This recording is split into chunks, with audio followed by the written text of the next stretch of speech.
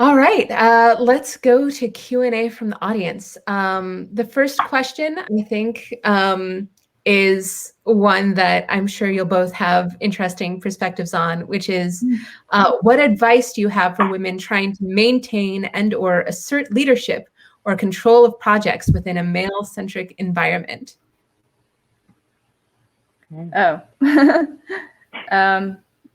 I think that's very tricky, and it has to do with a lot of social psychology and a very tricky experience. I mean, I've been in situations where my voice felt silenced, and it's actually not a very good feeling to go to work every day and be through that. What you need to have is an ally who's on your side, and if not, you also have to evaluate, is this a place you want to stay?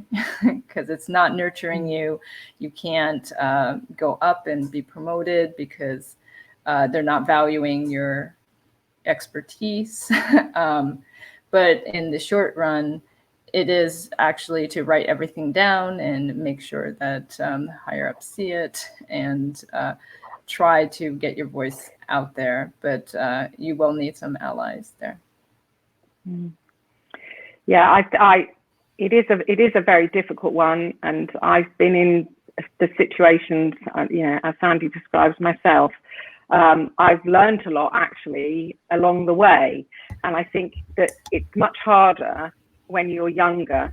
But as you get older and you have more experience, then it becomes easier to know how to stand up for yourself in the right way. I think what Sandy said about keeping records and doing things. As an example, I had a situation where I'd had a review of my work, which I knew had been excellent. I knew. I mean, all sorts of figures and stats and everything. 100% of this, 100% of that, and I was given a good. I was given a small tick and a good, and I was asked to sign it. To sign off that I'd been a good girl, I'd done good work. I hadn't. I'd done excellent work. So I just refused to sign it, and I kept refusing to sign it. So it escalated. It escalated into all sorts of areas. And, it's difficult because then you become labelled as difficult. You become labelled as a troublemaker. But I think I had reached a point in my life where I just thought, well, so be it. But that I'm sticking to this, and I'm going to keep on with it. And it got resolved in the end. But there were moments when I think. Yeah, I had to be very, very strong. I think Sandy's right. If you can find allies, that's obviously the best thing. But if you can't, then you have to, you just have to try and find the strength in yourself. And it's not a good place, because really, I think there should be better systems in place within organisations to help solve some of these things. To help to resolve some of these tensions that happen. Yeah. I mean, I could talk about this for an awfully long time, but I'm looking and we only have 6 minutes, and I think Tanya's got her hands up, so I'm going to stop talking about it. But yeah, I just want to throw in here because I think it's really important to understand that when you talk about asserting yourself and trying to maintain control of a project when you're in a male-centric environment, is you have to remember that. Facts are your friends, and every single thing that you try to, qualify, you're going to have to make sure you've got all of the facts behind you, and that you've got, lots and lots of data and research behind everything, every single decision that you're making, so that there isn't any question about your decision so much as here's the proof and here's the evidence. Do you want to go with the evidence, or do you want to go with your gut? And then it's less about you and more about the data. You need to try and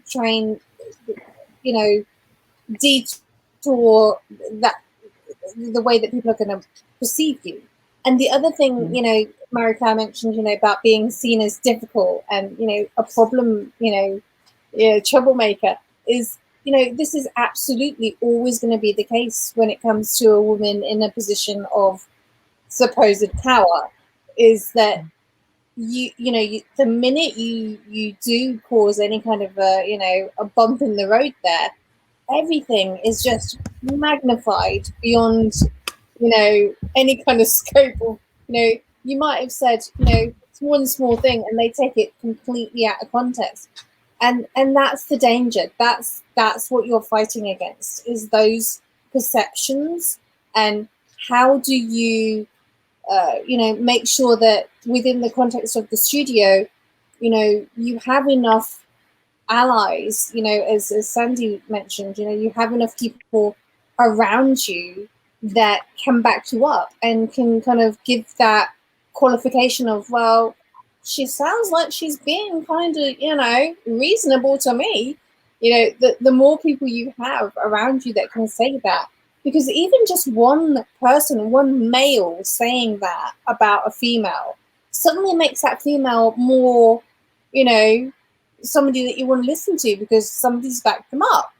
And it is something as simple as just having one guy on your side to qualify every decision. And I actually did this in a studio once where I had a few issues where I had an ally on my side, and every board meeting that we went into, I would make a suggestion or try to put a point forward, and I would get wish-washed. So I kind of like, yeah, whatever, that.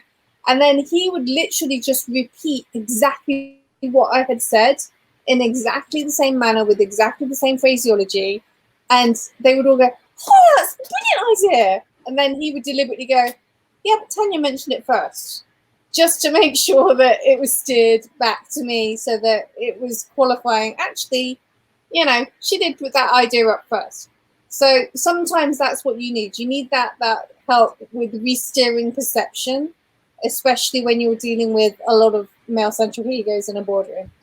Anyway, that's just my thoughts on the matter. I will shut up now.